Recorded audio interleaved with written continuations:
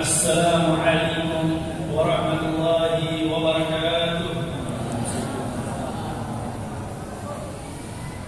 الحمد لله والصلاة والسلام على رسول الله سيدنا محمد بن عبد الله وعلى آله وصحبه ومن والاه ولا حول ولا قوة إلا بالله. اللهم صل وسلم وبارك وكرم على سيدنا محمد الفاتح لما أغلق والخاتم لما سبق ناصر الحق بالحق والهادي إلى صراطك المستقيم وعلى آله وصحبه حق قدره ومقداره العظيم.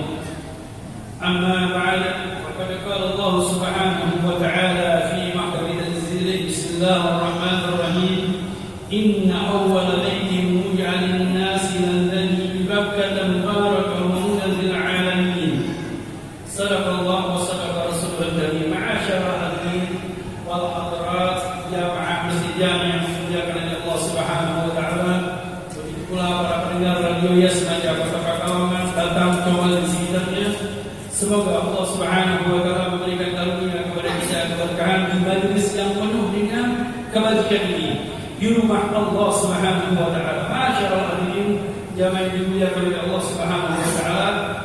Pada hari-hari ini di bulan ini kita masih membahas di dalam Manzilatul Baitul Haram, yaitu tentang kedudukan Baitul Haram. Baitul Haram adalah Masjidil Haram atau Ka'bah, yang dimana ayat yang saya bacakan, inna awwala baitin wudi'a lin-nas, sesungguhnya rumah yang pertama kali yang dibangun atas perintah Allah Subhanahu wa taala di muka bumi ini adalah Ka'bah. Yang diperintahkan adalah malaikat Jibril.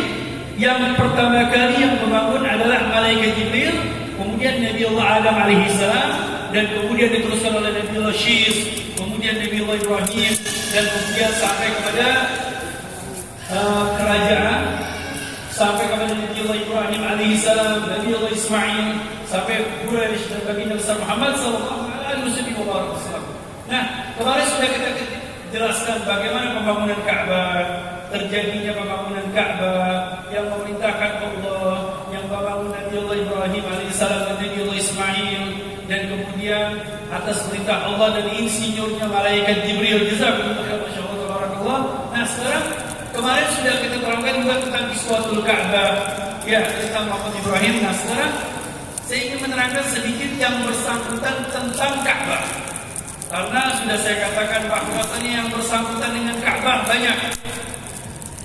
Yang bersangkutan dengan Ka'bah banyak. Di antaranya Ka'bah sendiri, kemudian ada Hijr Ismail, kemudian ada yang paling inti adalah Hajar Aswad, kemudian di situ ada Syarwan, ada Maqam Ibrahim, ada Rukun Yamani, Rukun Syami, ya.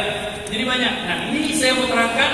Kemudian ada Mizan talang air yang ada di Ka'bah.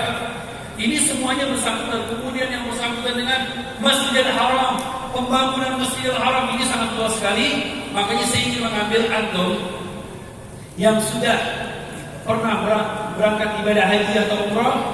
Ini bisa menjadi reuni di dalam pelajaran kita ini. Dan kemudian yang belum pernah melaksanakan ibadah haji, semoga Allah Subhanahu wa taala memberikan kemudahan kepada kita untuk melaksanakan ibadah haji. Kemudian yang ingin melaksanakan ibadah umrah, insyaallah dimudahkan oleh Allah Subhanahu wa taala, sehingga ketika antum berangkat umrah atau pergi haji, memandang Ka'bah, melihat Ka'bah, oh iya, ini yang telah diterangkan di Masjid Jami'. Oh iya, ini yang diterangkan. Oh, ini Maqam Ibrahim. Oh, ini Hajar Aswad. Oh, ini Hijr Ismail. Oh, ini Syadharwan. Oh, ini Rukun Yamani. Oh, ini pintu Ka'bah. Oh, ini kiswah Ka'bah. Dan ini semuanya bisa diketahui dari waktu-waktu sekarang ini kita belajar. Baik, masuk di dalam pelajaran yang sekarang ini adalah Al-Hajar Aswad. Al-Hajar Al-Aswad. Hajar Aswad, Hajar wada'ahu Nabiullah Al-Khalil Ibrahim. Hajar Aswad ini yang meletakkan setelah pembangunan Ka'bah. Jadi kapan Hajar Aswad itu dimulai? Kan kemarin yang membangun Ka'bah pertama adalah malaikat Jibril, kemudian Nabi Allah Adam alaihissalam, kemudian Nabi Allah Syis, sampai kepada Nabi Allah Ibrahim. Nabi Allah Ibrahim ini sudah menjadi runtuhan. selesai, tertutup. Kemudian diberitahu oleh malaikat Jibril, pondasi ini sebelah sini, dan diajarkan bagaimana cara membangunnya oleh malaikat Jibril. Nah, ternyata yang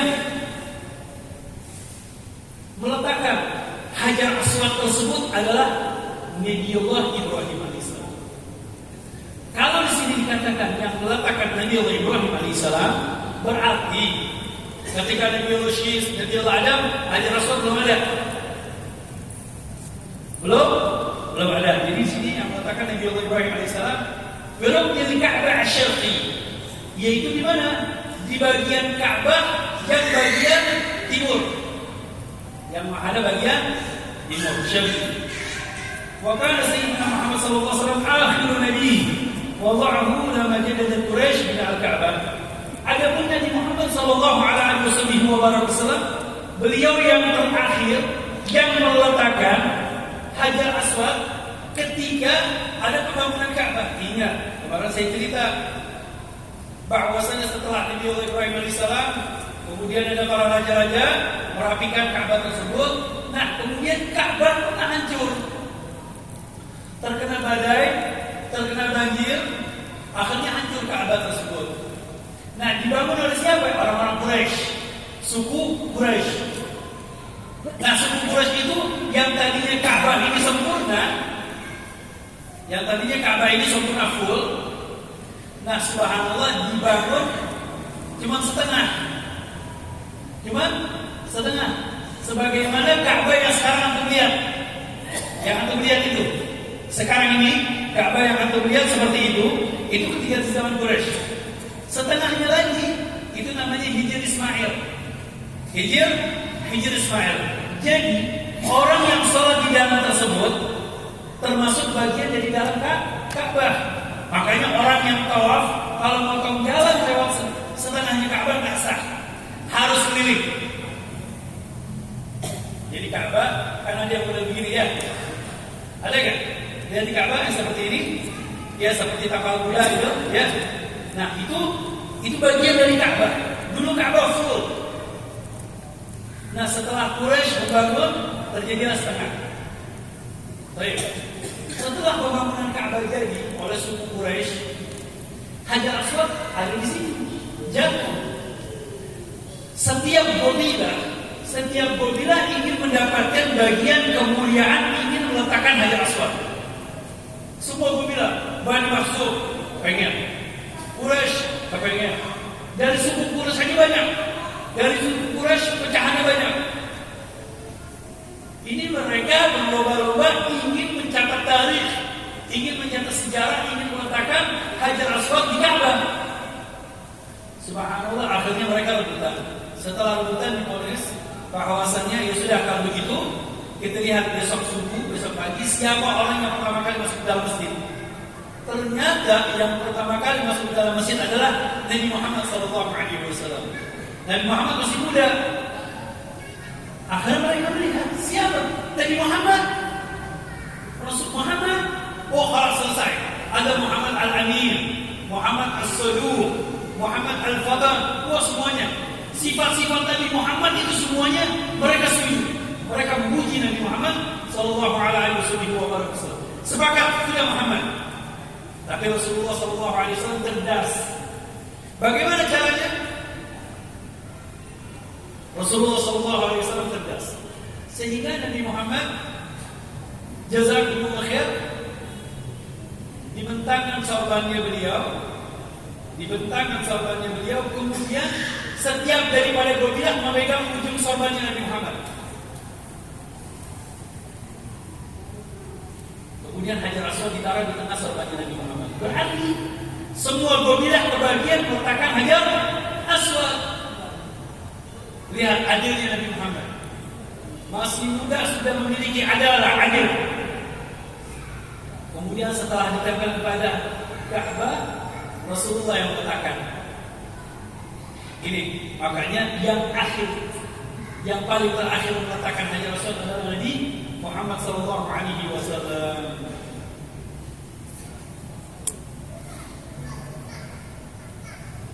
Makanya di sini waqtalafu fi man yad'u fattafaqu ala an yuhakimu awal al-akhir ila masjid. Mereka mengatakan sudah yang pertama kali masuk dalam masjid, ternyata yang pertama kali masuk dalam masjid adalah Nabi Muhammad SAW. Nah sekarang kita ingin tahu Hajar Aswad ini apa sih? Batu apa? Hajar batu, Aswad hitam. Kok bisa dibilang Hajar Aswad? Hajar Aswad bukanlah batu yang biasa, tetapi batu yang sangat luar biasa. Yang dimana batu tersebut didatangkan oleh malaikat Jibril ketika pembangunan Ka'bah. Wa ja'a bihi minal jannah, dan batu Hajar Aswad itu diambil dari surga. Jadi Hajar Aswad itu batu yang diambil dari mana? Dari surga. Yang bawa siapa? Malaikat Jibril.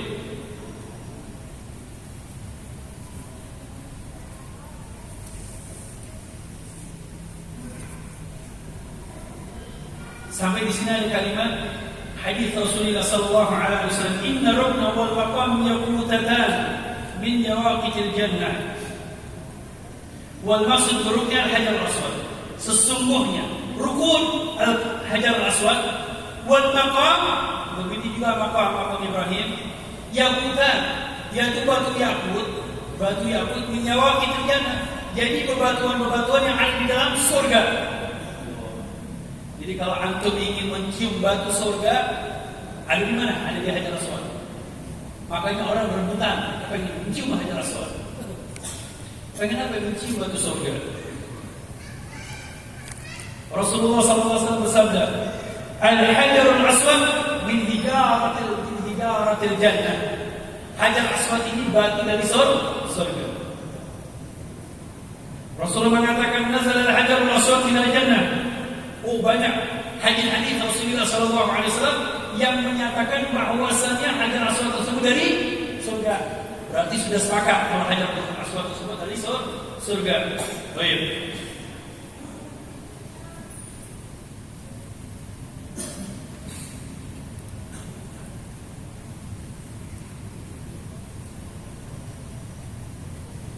Di dalam riwayat ada yang mengatakan bahwasanya Hajar Aswad itu riwayat hadis dhaif. Tetapi lebih kuat yang tadi kalau Hajar Aswad tersebut dari surga. Annahu unzila ila al-'abdi hina unzila Adam. Ini ada riwayat dhaif. Ada yang mengatakan juga bahwasanya Hajar Aswad tersebut turun ke muka bumi ini ketika Nabi Adam alaihi salam turun ke muka bumi.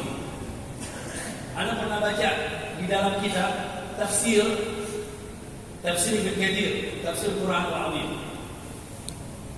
Ini memang sesuatu hal dari riwayat yang belum pernah saya baca, ternyata ada di kitab tafsir yang saya ingin sampaikan kepada antum. Ketika Nabi Allah Adam turun dari surga, itu tidak menggunakan pakaian. Nah, ketika turun dari surga, dia merasa malu dan diambil di dedaunan yang ada di surga sampai beliau akhirnya turun ke muka bumi ini. Ketika turun di muka bumi ini, beberapa dedaunan jatuh ke muka bumi, di antaranya Nabi Allah Adam turun di negeri India. Nah, dedaunan tersebut kemudian dimakan oleh bumi, tertelan oleh bumi. Biasa daun kalau sudah di bumi bagaimana? Tertelan sama bumi, rusak di bumi. Kemudian keluar pohon tersebut menjadi pohon gaharu. Jadi pohon gaharu, pohon baru wangi, semerbak. Makanya gaharu itu gaharu yang bagus yang dari India. Itu kalau kita bakar ada satu ruangan, satu masjid wangi. Itu gaharu yang paling termahal ada di India. Itu kita kalau beli gaharu tersebut harganya mahal. Ternyata memang itu kita taruh satu aja. Itu satu ruangan wangi semuanya, baju-baju kita di dalam wangi semua. Itu Hajar, masya Allah, yang namanya pohon gaharu, namanya syajaratul ud, kayu ud namanya gaharu. Nah, ada mengatakan lagi riwayat, syaitan iblis diturunkan ke muka bumi. Kemudian syaitan ini kencing. Ketika buang air kecil, keluar pohon tembakau katanya. Tahu tembakau? Jadi rokok katanya. Tapi nggak tahu juga benar apa enggak, saya nggak tahu riwayatnya, belum pernah saya mendapatkan. Kalau tembakau itu dari kencing syaitan, wallahu a'lam, saya nggak ngerti. penting yang namanya merokok. Rokok itu kan rokok, ya. Rokok itu dibakar pakai apa? Pakai api. Ada orang masuk ke dalam surga, mimpi masuk ke dalam surga, masya Allah. Lagi di surga semuanya nikmat. Minum langsung ada air. Kopi. Ketika lagi kopi, rokok. Biasanya kopi temannya rokok. Kita di dalam hati pakai di Samsung, turun di Samsung. Gudang garam, keluar gudang garam. Sudah dipegang di muka rokok, gak bisa nyala. Akhirnya gimana? Mau api, harus keluar dulu ke neraka dulu. Ayo ambil di neraka apinya, bangun, lihat api neraka, subhanallah, baru keluar dari surga. Mereka keluar di sini. Ada apa? Saya mau merokok, mau ngambil api. Saya mau ke neraka, mau untuk sedikit aja. Yang paling sedikit. Baru keluar dari surga, ambil malaikat-malaikat. Takut sama malaikat-malaikat penjaga apa? Pintu api neraka. Wes, jadi balik lagi surga aja dah. Gak pakai rokok-rokokan sudah. Makanya Pak hati-hati Pak, yang sering merokok nanti di surga nggak ada yang namanya rokok. Mungkin rokoknya ada, api di neraka kita di sini.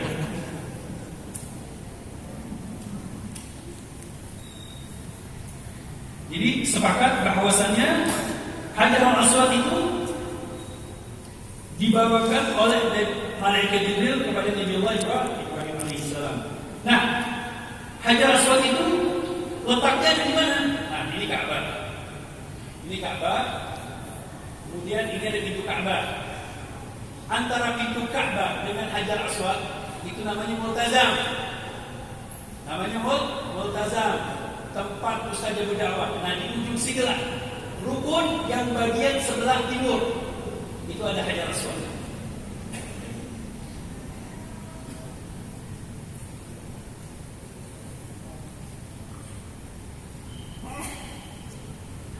Jadi Hajar Aswad tersebut memang itu ada di dalam Ka'bah. Yang keluar hanya sedikit. Di dalam riwayat dikatakan bahwasanya Hajar Aswad tersebut tadi warnanya putih. Warnanya putih. Karena saking banyaknya dosa orang yang mencium, akhirnya berubah menjadi kehitam-hitaman.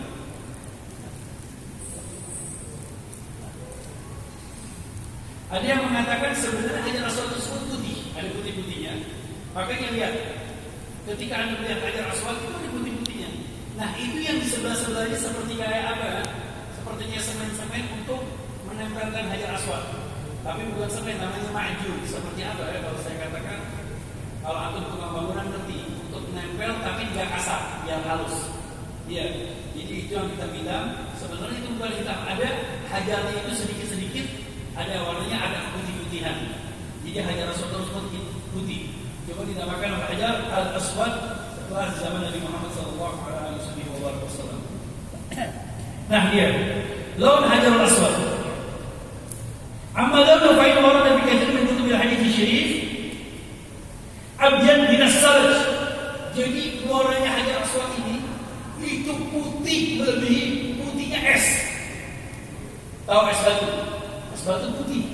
Salju lebih putih daripada salju. Maidulu ala anna hadha al-asar kana abyad. Fa fi ba'd riwayat abyad min as-salj.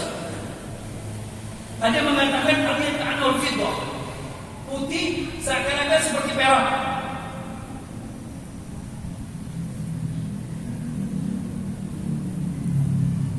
Wal-jawab ala hadha anna khataaya bani Adam hiya allati sawalathu Allah. Dan kemudian ada pertanyaan. Ada lagi yang mengatakan bahwasan asyaddu bayan min al-laban, lebih putih daripada susu, Hajar Aswad. Kemudian ada yang mempertanyakan, kita lihat di Hajar Aswad, kok dibilang Hajar Aswad ini kan warnanya putih? Kok bilang dikatakan Hajar Aswad itu bisa dibilang batu hitam, aswadnya hitam? Kok bisa dibilang menjadi batu hitam? Al-jawab ala hadha musarrahan bihi an Rasulullah sallallahu alaihi wasallam. Jadi yang jawab dari Nabi Muhammad Yang menjawab Rasulullah SAW, kenapa? Kok Hajar Aswad itu kan putih? Katanya Rasulullah, abyad minal laban, lebih putih daripada susu, bahkan lebih putih daripada salju, lebih putih daripada es. Kenapa kau dinamakan batu hitam? Anna khatoya bani Adam hiya allati sawadat. Karena kesalahan-kesalahan anaknya Nabi Allah Adam alaihissalam, keturunan Nabi Allah Adam, para manusia yang menyebabkan batu tersebut menjadi hitam, sehingga dinamakan Hajar al-Aswad.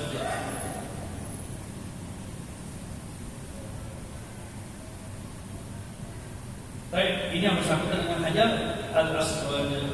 Kemarin khasa'is Hajar al-Aswad, keutamaan. Ana yushraku minhu istilah. Jadi Hajar Aswad ini disyariatkan untuk mencium Hajar Aswad, mencium Hajar Aswad, atau taslim, mengucapkan salam. Makanya ketika pertama kali tawaf diawali dari mana? Hajar Aswad. Bismillahirrahmanirrahim. Bismillahirrahmanirrahim. Kalau memang tidak bisa mencium, dulu setiap kali orang keliling mencium Hajar Aswad, Bismillahirrahmanirrahim, jalan lagi. Kemudian keliling lagi mencium Hajar Aswad, Bismillahirrahmanirrahim. Sekarang bagaimana sulit? Makanya Rasulullah mensunnahkan kalau tidak bisa mencium Hajar Aswad, bisa salam, mengangkatkan tangan, melambaikan Assalamualaikum, Bismillahirrahmanirrahim, Bismillahirrahmanirrahim, Bismillahirrahmanirrahim.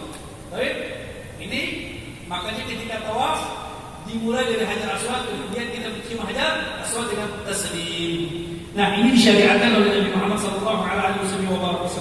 Yang kedua, annahu min asyrafi makan min Allah.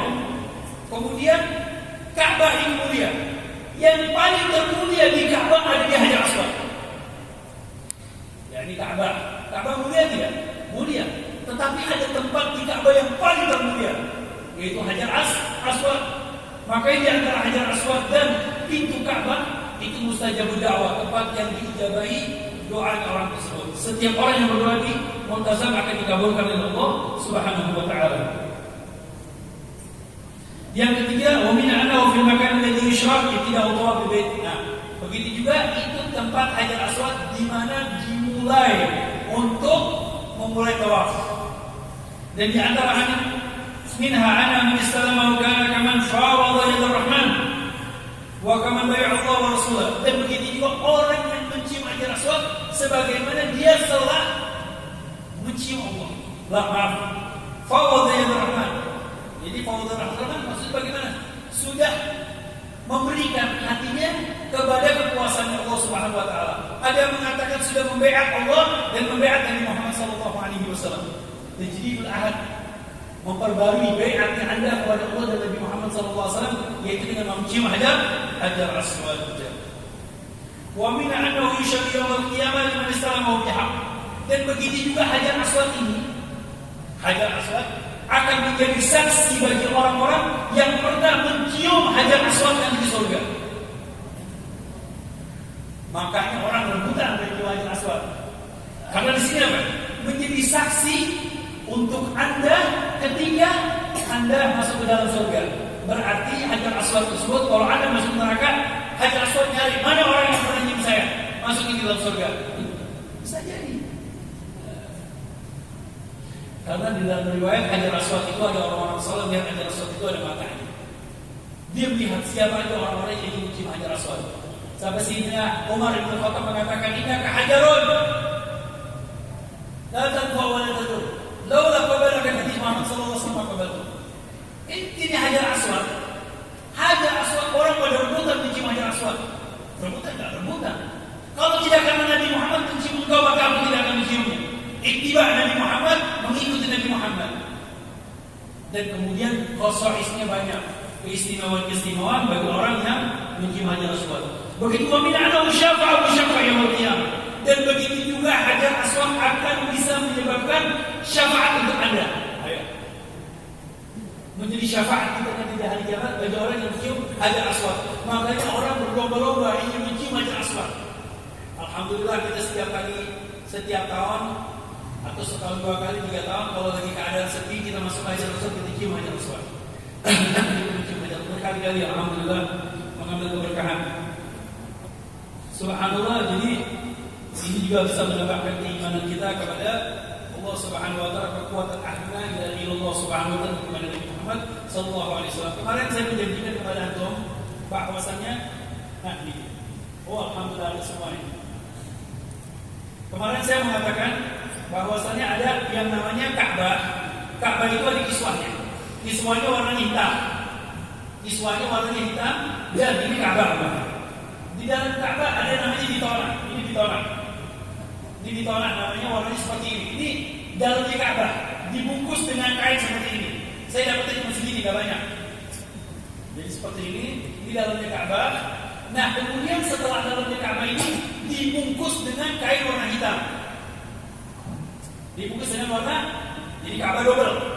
Ini yang saya dapatkan kecil ini. Ini Ka'bah, lihat masih ada bentuk-bentuknya. Ini masih sedikit karena udah banyak teman-teman paling minta. Akhirnya ini tolong Pak, lihat aja Pak.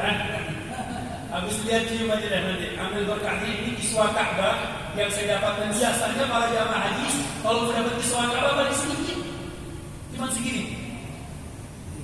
Dan ini saya dapat dari teman saya waktu tinggal di Kota Mekah. Ada punya hadiah buat antum, gak banyak-banyak. Ini ada cuma segini.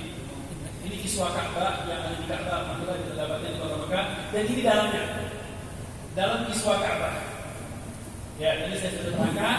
Jadi Ka'bah tersebut, jadi ada dua, yang dalam namanya Bitonah. Ini Bitonah, dan ini kiswah Ka'bah. Jadi double. Nah, kapan digantinya? Setiap hari Arafah. Ketika para jamaah haji di Arafah, tiap tahun diganti. Tiap tahun diganti.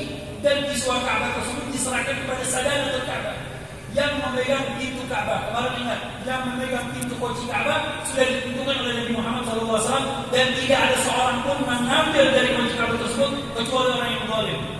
Jadi setiap raja, setiap khalifah, setiap orang yang berkuasa di Kota Mekah tidak ada yang berani mengambil kunci Ka'bah dari Bani Syaibah. Nah, sekarang ini namanya Bani Syaibah. Baik, ini sudah yang berurusan dengan Ka'bah. Kemudian makam. Dan ini dua-duanya ini ada pabriknya. Pabriknya setiap tahun mengerjakan kerjaan hanya untuk membuat kiswah Ka'bah. Setiap tahun kiswah Ka'bah dengan uang yang sangat banyak. Kemudian kalau ada tulisan warna kuning dan warna putih, itu tintanya benar-benar dari tinta emas. Dari emas itu memang emas 24 karat dijadikan benang, dijahit. Dan kemudian benar-benar perak. Jadi memang harganya mahal sekali. Subhanallah, untuk tidak lain itu adalah membangun kiswah Ka'bah, adalah syaraf, kemuliaan untuk membuat kiswah Ka'bah. Masya Allah, tabarakallah. Itu kita lihat masuk ke pabriknya.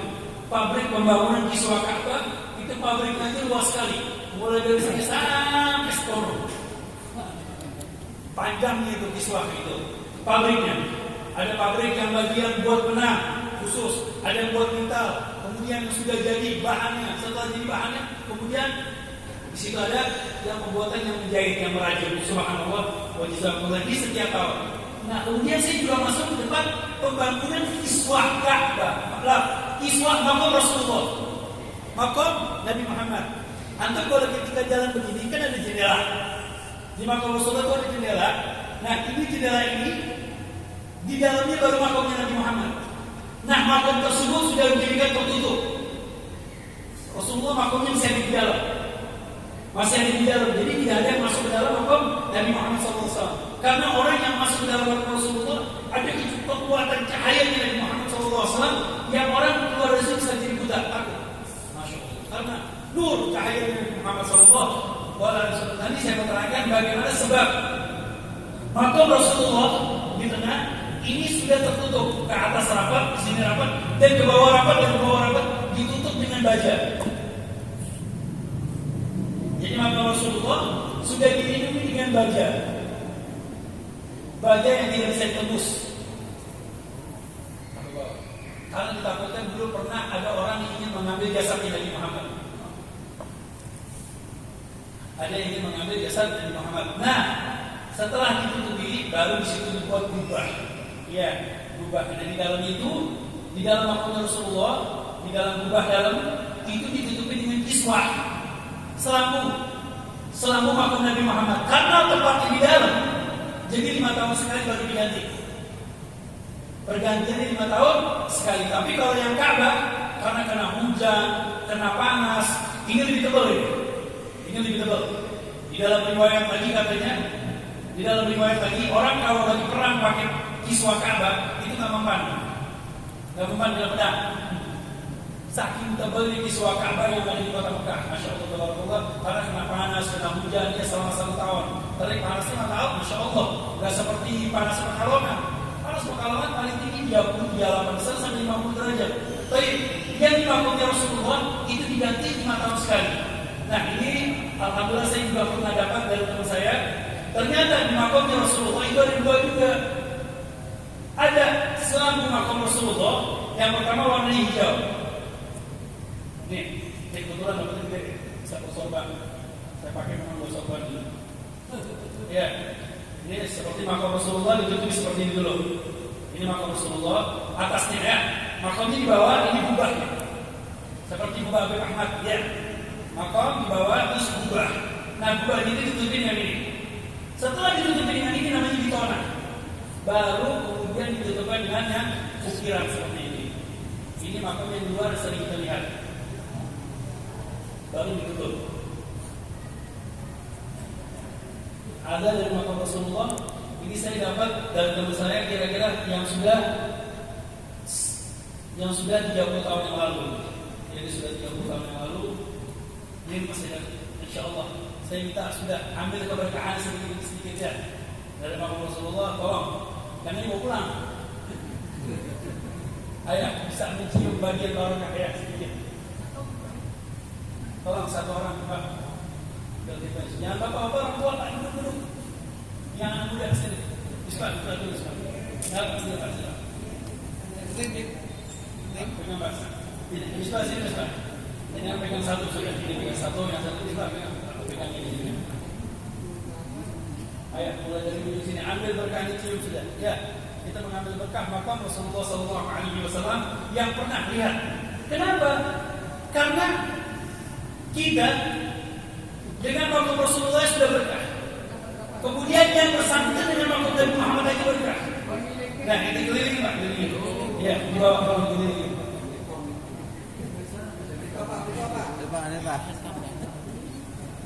Segala sesuatu yang bersambung dengan Nabi Muhammad ada keberkahannya. Lihat, contohnya siwak. Siwak ini bisa barokah karena dipakai oleh Nabi Muhammad. Menjadi kayu itu banyak kayu. Tetapi kenapa menjadi kayu siwak yang paling terberkah? Karena dipakai oleh Nabi Muhammad. Air Zam-Zam, air banyak, air yang lebih mahal banyak. Tapi kenapa air Zam-Zam? Karena diminum oleh Nabi Muhammad dan disabdai oleh Nabi Muhammad SAW. Begitu juga dengan kiswah yang bersambung dengan Nabi Muhammad. Itu ada keberkahannya sendiri. Kita kadang-kadang kalau ziarah makam aja debunya ini barokah, betul gak? Apalagi ini bersambung dengan makam Rasulullah Sallallahu Alaihi Wasallam. Insya Allah ini kita bersedikit mengambil keberkahan daripada kiswah makam Rasulullah Sallallahu Alaihi Wasallam. Insya Allah kita dapat keberkahan. Tidak lain ini adalah keyakinan kita. Kita yakin mengambil kabar, yaitu keberkahan daripada adab yang pernah bersambung dengan makamnya Rasulullah Sallallahu Alaihi Wasallam. Sebenarnya ada lagi yang lebih penting yang lebih barokah. Apa? Yang bersambung dengan darah Nabi Muhammad. Yang bersambung dengan darah Nabi Muhammad. Mereka para keluarga Rasulullah Sallallahu Alaihi Wasallam yang bersambung darahnya dengan Nabi Muhammad itu adalah hasil keberkahan yang hakiki daripada Nabi Muhammad Sallallahu Alaihi Wasallam. Jadi memang sekarang itu sudah banyak replika ya, replika seperti pedangnya Nabi Muhammad. Ya, itu semuanya ada karena ada di museum-museum yang ini alhamdulillah karena kita belajar di Mekah akhirnya dapat ini. Karena begini, banyak yang jual tapi nggak asli. Ditakutkan tidak asli. Alhamdulillah ini memang kita tahu keasliannya, yang memberikan siapa dan orang ini siapa dan kita tahu. Begitu juga ini dia Iswa Ka'bah. Ya. Habib Iswa Ka'bah ini kalau membeli barakah.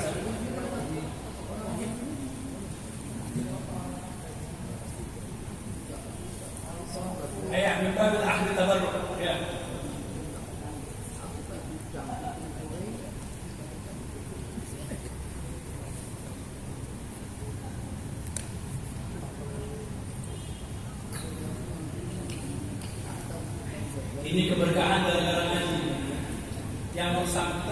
inna awwala baiti wudi'a lin-nas alladhi bi Bakkah mubarakun insyaallah.